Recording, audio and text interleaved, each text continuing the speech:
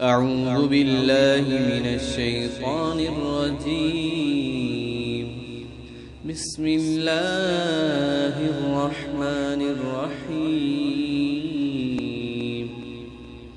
اور جب ہم نے کعبہ کو لوگوں کے اکٹھا ہونے کی جگہ اور امن کا مقام ٹھہرا اور حکم دیا کہ مقام ابراہیم کو نماز پڑھنے کی جگہ بنا لو، اور ابراہیم اور اسماعیل کو تاکید کی کہ میرے گھر کو طواف کرنے والوں، اعتکاف کرنے والوں اور رکوع اور سجدہ کرنے والوں کے لیے پاک رکھو۔ اور جب ابراہیم نے کہا کہ اے میرے رب، اس شہر کو امن کا شہر بنا دے اور اس کے باشندوں کو جو ان میں سے اللہ اور آخرت کے دن پر ایمان رکھیں پھلوں کی روزی عطا فرما۔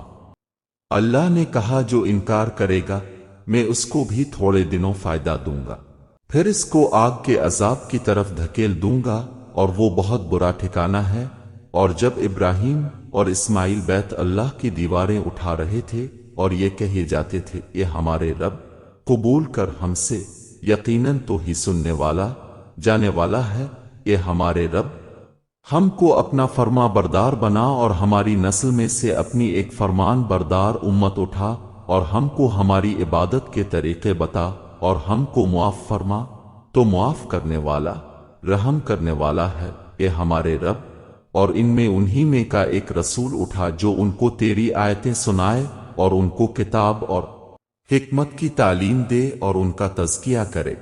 بے شک تو زبردست ہے، حکمت والا ہے۔ اور کون ہے جو ابراہیم کے دین کو پسند نہ کرے مگر وہ جس نے اپنے آپ کو احمق بنا لیا ہو؟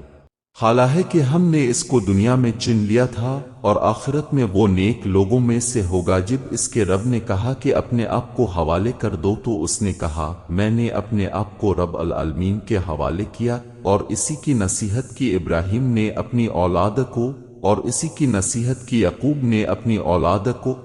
اے میرے بیٹو، اللہ نے تمہارے لیے اسی دین کو چن لیا ہے، پس ایمان کے سوا کسی اور حالت پر تم کو موت نہ آئے۔ کیا تم موجود تھے جب یعقوب کی موت کا وقت آیا، جب اس نے اپنے بیٹوں سے کہا کہ میرے بعد تم کس کی عبادت کرو گے؟